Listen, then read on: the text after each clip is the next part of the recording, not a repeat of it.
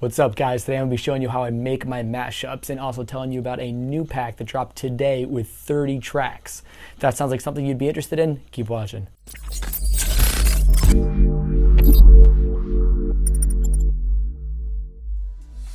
So before we get into the mashups, I want to tell you about a bunch of other releases that I have. So out right now, there's actually 2 remixes that I did. There's one that I did for 2 friends that came out on Dim Mak. It's for their song Dollar Menu. And the other one that I linked up with my buddy Zach Martino for, a remix of We Found Love by Showtek and Sultan and Shepard. And that's out right now on Armada Music. Both records have gotten awesome support on radio and podcasts from guys like Afrojack, Rehab, Morgan Page, Swanky Tunes, and they're both out on Spotify and Apple Music right now. I've got a lot of other releases coming out soon, so make sure you follow me at Kastra Music on Instagram so you stay up to date with all my new music. So let's get into the topic of the day, which is my new mashup pack. It's 30 edits, so plenty for you guys to dig through.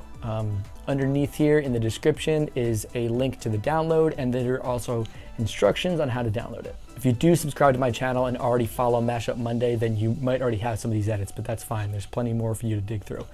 For those of you who don't know, every Monday I release a new mashup on this channel. So make sure you subscribe so that you never miss one. Now, I've had a few requests for people asking for a tutorial on how exactly I make my edits, and I figured what better day than today. It is kind of a long video because I show you exactly where I get my music. I give you a little bit of music theory just to help you get by, and then I provide 3 actual examples of edits that I've released. So if you're just here for the mashup pack, that's fine. The link is below, but for everybody else, let's get into the tutorial. Okay, so the first thing you want to do, obviously, when you're making an edit or a mashup is you have to find some music. So there's a lot of different ways you could do it. You could go to Beatport, SoundCloud, but I think the easier way to do it is with record pools. So a record pool is a company that allows you to download as many tracks as you want per month in exchange for an annual or a monthly fee. Record labels will send them their company tracks, and basically all you have to do is provide feedback and you get to download that song.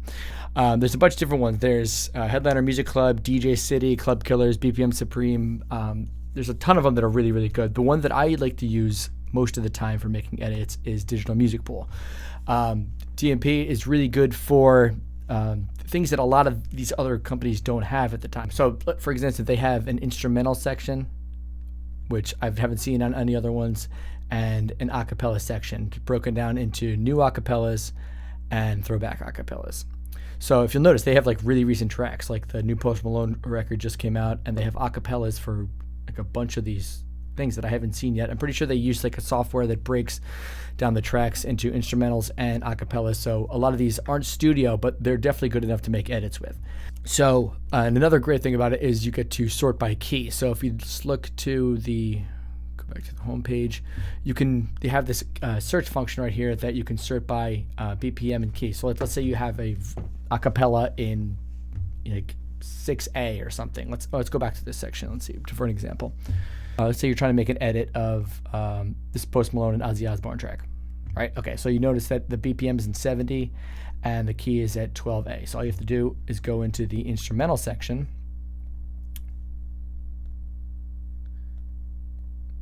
type in a BPM range of, I don't know, 10 in each direction, so maybe 60 and 80. And then it was in 12A. And then boom, here's all these songs that you could possibly mix the track with. If you're not using Digital Music Pool, there's this really great website called Advanced Beatport Search that I use all the time. So let's say I've got a break that works really good. Let's say there's a remix out there that I really like, but I don't really like the drop to. You can basically set the key of the song, search by set the genres of the song of the track that you're looking for, and then the publish date of the last, and I think it goes back as far as a year, and then you hit sort, and then it will sort tracks in that key and BPM range of the genre you like, and then it will order it by the most popular songs. So just for example, it's, pick, 4A, in the last 6 months, hit filter, and then boom. Here's all these tracks that are in the key of the song and in the BPM range that you look for. Before we get into actually mixing songs together, I want to go over the Camelot system. So the Camelot system is basically the circle of fifths. Now, I've been a musician my whole life, so I know music theory. If you aren't, which I'm sure is a lot of people, this is a good way to kind of get around it. Now, the easiest way to mix tracks is by mixing tracks that are in the same key. So if you have two tracks that are in G minor, the Camelot system will represent that as 6A. So we want to look for two tracks that are in 6A. Okay, now that's the easiest way to do it. Mixing an acapella that is in 6A over an instrumental over that is in 6A. But you can also go down and up. So like, let's say you have a track that's in G minor, B flat major is the relative major of that. Now, without getting too technical, these are basically the same notes in the same scale. Okay, they differ about what their root note is. Okay, so the scale notes of G minor and the scale notes of B flat major are actually the same. It just depends on what you would use as the root note. So you can mix these two interchangeably. So if you have a track of an acapella that's in 6B, but the instrumental's in 6A, they will work together. Okay, so for the first edit I'm going to show you how to make is how to mix an acapella over an instrumental, and I'm going to be showing you that using the Summertime Sadness edit that I made that came out a couple of months ago. It's not going to be on the edit pack that's coming out today. It's going to be on the one that I did with the Bonka that came out a couple of months ago. I'll link to it in the description. It's pretty easy to find. So we're going to look for the instrumental of Better When You're Gone. Hit search. And then boom, there it is. Let's download the instrumental, which I already have done, and then we're looking for the acapella of Summertime Sadness.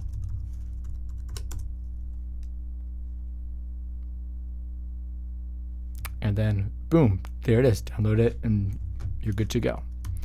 So now that I have both tracks downloaded, I want to put them into mixed in key.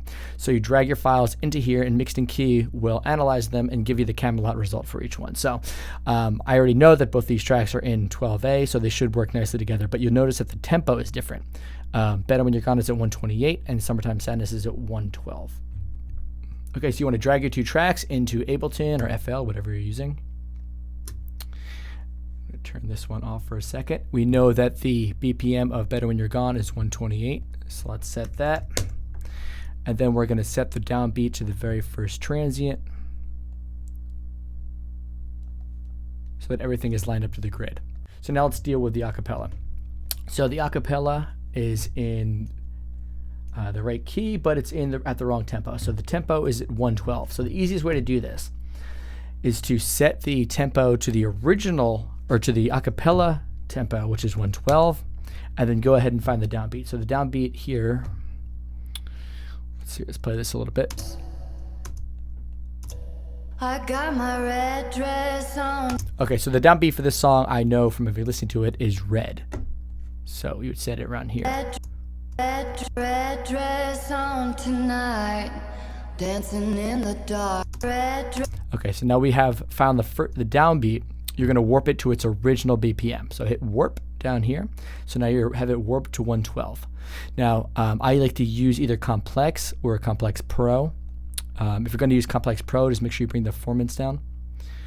Bring it down to that. Or, I mean, let's just keep it easy. Let's just use Complex. Okay. Okay, so now it's warped to 112. Now let's see if it's in time. Let's play with the metronome. Red dress on tonight. Dancing in the dark in the pale moonlight. All right, it's a little bit behind, so I'm just going to nudge this forward a little bit up here, just lock it onto the grid. Dress on tonight, dancing in the dark in the pale moonlight. Done my hair up real. Perfect. Okay, so now it's locked onto the grid at 112. So now all you have to do to get it in time with the other track is bring the master BPM right back up. So 128. So now it should be in time with the original track. Let's play them together.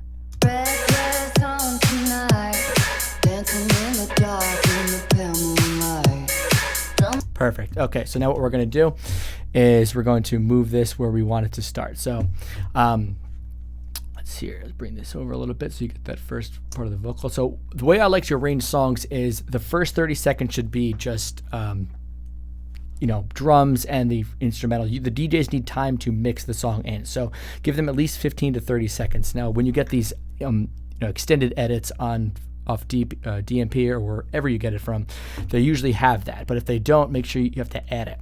And then when the track comes in, you need to make sure that it has the right amount of energy so that you don't lose the dance floor. So I like to have the vocal come right in. So let's hear what it would sound like.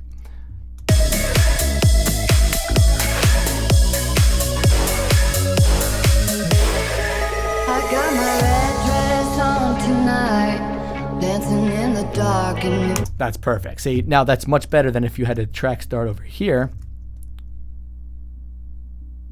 It would sound like this.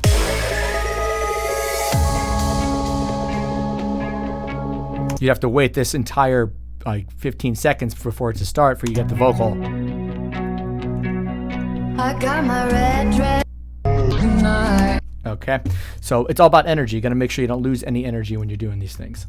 Okay, so now I'm in the original project file that I made the song in, so I can show you the rest of it. So, all right, so we've got this section here. I got my red dress on tonight, dancing in the dark. What you want to do is you want to take it piece by piece and make sure that the vocal is matching the energy of the instrumental. So this part's nice and delicate with just the guitars. Red dress on tonight, dancing in the dark in the pale moonlight. Done my hair up real big, beauty queen style. High heels. Perfect. And then as we move section to section, this one adds a little bit more energy. Oh my God, I feel it in the air, telephone wires above. Cool, it's working fine, moving along. And then right here, you start adding some more energy. I think the kick drum comes in. Kiss me hard before you go. Summertime sadness.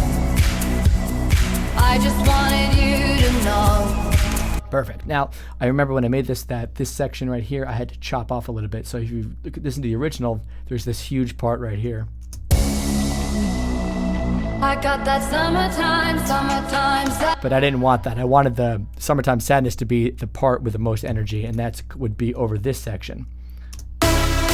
So all I did was move this section over a couple of bars and extend this out so that you get this little fill here. So now it sounds like this. Baby, I got that summertime sadness.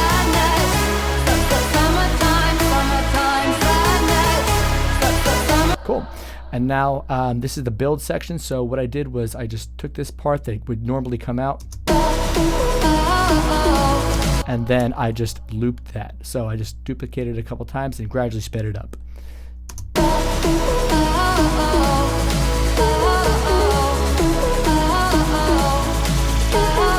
Now you just chop it finer and finer all the way until you get to the drop.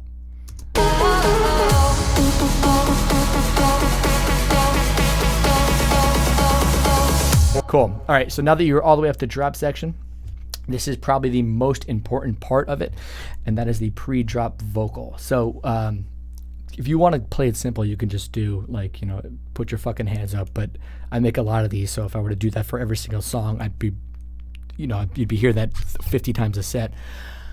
So I like to try to find a section that's in the song that will work really well. So I found this, I just took this part. I got that summertime. And then I just pitched it down here. I got that summertime. And then I took this section right here and pitched that down gradually. So the way you do that is you open it up, go into transpose modulation, and you just draw in down an octave. An octave is 12 semitones. Actually, I think I went. So then I drew it down 2 octaves. 1 octave is 12 semitones, 2 octaves is 24. And then there you go. So now you're all the way there. I got that summertime.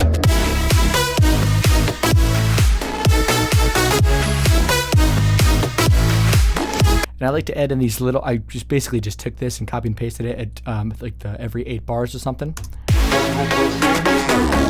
It kind of keeps the identity of the track that you're mashing up going during the drop.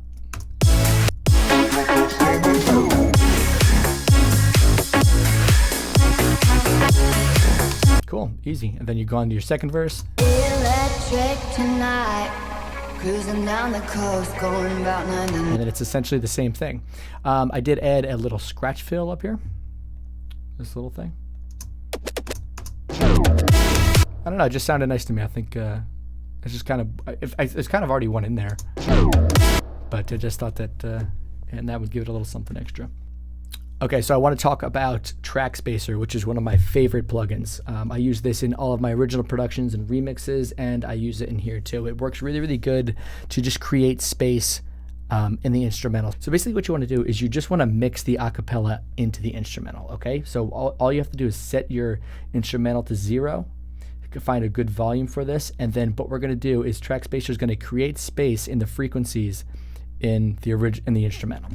So to set it up, all you have to do is put Track Spacer on the instrumental, and then you create a new audio channel.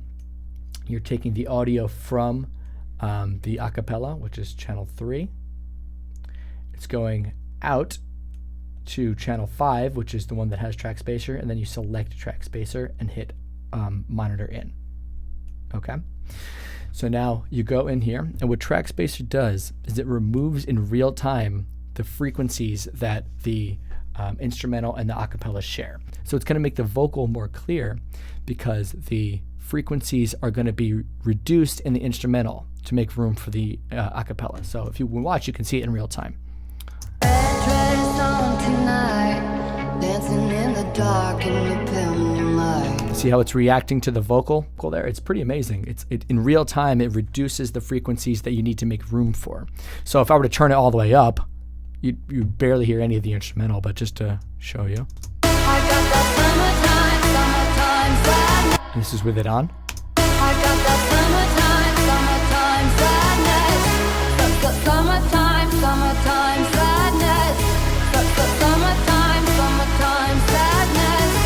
It's pretty amazing. It's one of my favorite plugins. You can do it in real time. I'm pretty sure Isotope Nectar has a similar plugin, but it works really, really good just for creating space if you're going to mix in a vocal. Like I said, you don't want to adjust the volume. This is already a mixed and mastered track, okay? Just leave it at 0 and you want to mix this into the top. There's nothing over the drop anyway. Okay, so now that we have our arrangement down, we're using Track Spacer to make room for the vocal. Let's go about what I do to finalize this mix. So you might be noticing that this is clipping in the break. Above, all sizzling like a snail. Honey, I'm on fire. I feel it everywhere. No. Okay, so what you want to do is to put a limiter at 0. Okay, so just basically clipping off the top ends. Now, I can't stress this enough that it is extremely important which limiter you use. All right, now if you use the Ableton stock limiter, it's not going to work. It's going to sound overly compressed and it's going to sound terrible. The limiter that I use and recommend is Invisible Limiter from AOM. It's absolutely amazing. All you have to do is, let me go in here. All you have to do is put it on and set it to clip mode. So soft clipping basically just saturates it out and levels it off. It's as opposed to compressing it, which you would notice a difference in volume. So if you notice it here, it's no longer clipping when we put this on. Oh my God, I feel it in the air, telephone wires. And you could see Invisible Limiter reacting. Oh my God, I feel it in the air, telephone wires above, all sizzling like a snake. Now, since it's set to 0, once it hits the drop, there's going to be no decibel reduction. It's just going to be the original track playing, which is great because if you start compressing an already mastered track, it's going to sound terrible. So once this hits the drop, it's going to go to 0. There's going to be no decibel reduction. I got that summertime.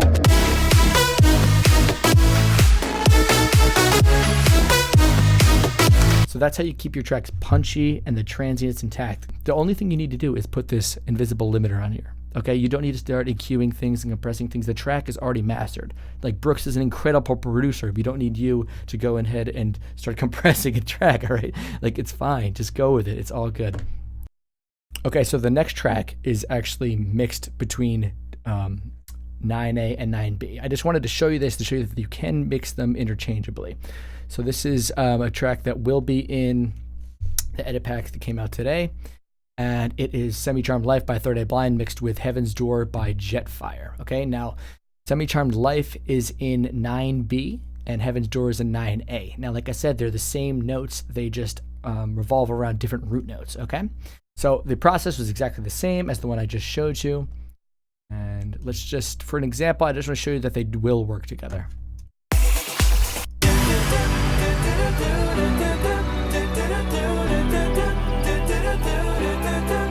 I'm packed and I'm hungry, I'm smiling, she leaving, she goes and she leaves for me. Says she leaves for me, ovation, her motivation. She comes round and she comes round to me. We give it, she says, I want something else to get me through this.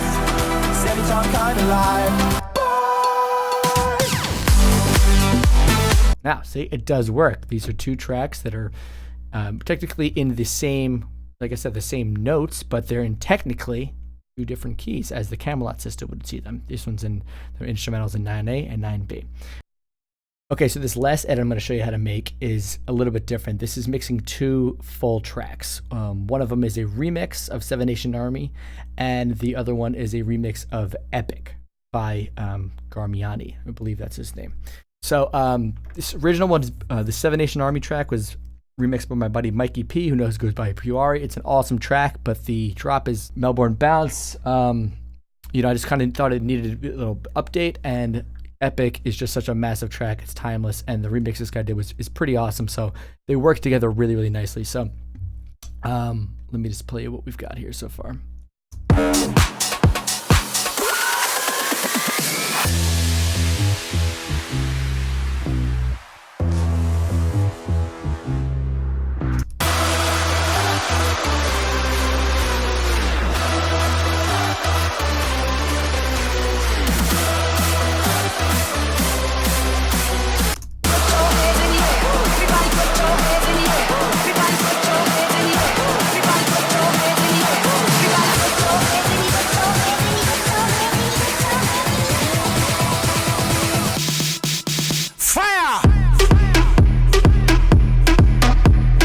Massive. So the key to doing this is you need to monitor your bass levels and your volume levels the most. So you just got to match up the drops. Mikey's drop was right here, so I knew that this was wanted to replace it. So you just line it up, take it back, and then when the build starts, what I did here is I just started the volume a little bit lower, and it gradually comes in.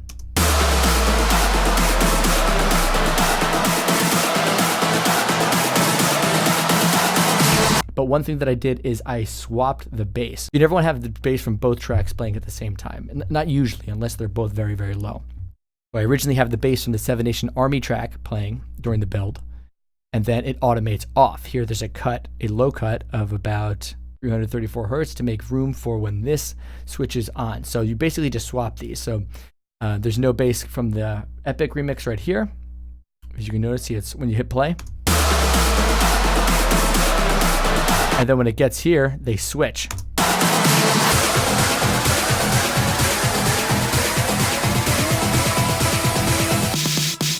Fire! Now that just happened to work out that way.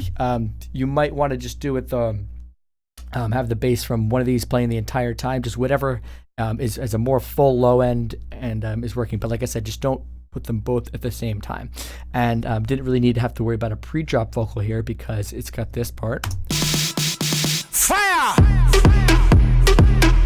That works perfectly, but it did feel it lost a little energy coming from here.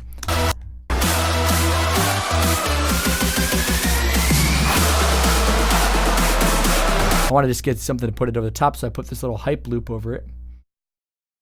Put your hands in the air. Everybody put your hands in the air. Everybody put your hands in the air. Everybody put your hands in the air. Everybody put your hands in the air. And these horns during the break right here, I let them run. But I did low cut them because, again, there was too much bass from the Seven Nation Army remix to be played at the same time. But when you lay them over the top, it works really, really well.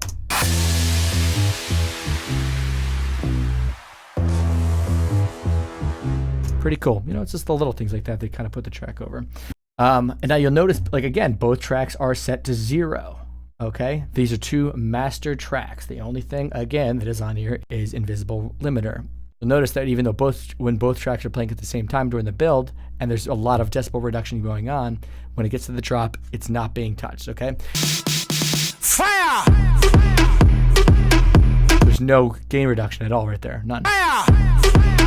That's the original track. There's nothing being done to it. You're preserving it in its original form, and it sounds great. So you'll see me doing this all the time is I'll take the two best parts of two different tracks and create these like super tracks. So obviously Seven Nation Army is a massive track that will work on the dance floor. And so is Epic. Okay, you put them together and you've got this enormous record that you can be played. Sometimes you just stumble on these magical combinations. Like I can play this forever. These are two classic records, Seven Nation Army and Epic. You can play this record forever. All right, so that's pretty much it, but there is one more thing that I want to stress, and that's to properly convert your WAV files to 320 MP3s. Use a good program like Audacity or one of the plenty other options out there that will properly convert them, because a lot of people use iTunes and it sounds terrible. I used to make that mistake, and I've noticed a serious improvement in the quality since I started using Audacity. It uses the layman encoder and it's fantastic. It should take like, 10 to 15 seconds to convert to MP3. You shouldn't be able to do it immediately like iTunes does. I know that Ableton 10 does have that feature. I'm not sure how good the algorithm is, so I can't really speak on that. But for everybody else, just play it safe. It really does make a difference. So that's it for this time. If there's any other tutorials you guys want me to do, just let me know in the comments, and I'll be sure to check them out and maybe make some more of these videos. But I hope you learned something. I'll see you guys next time.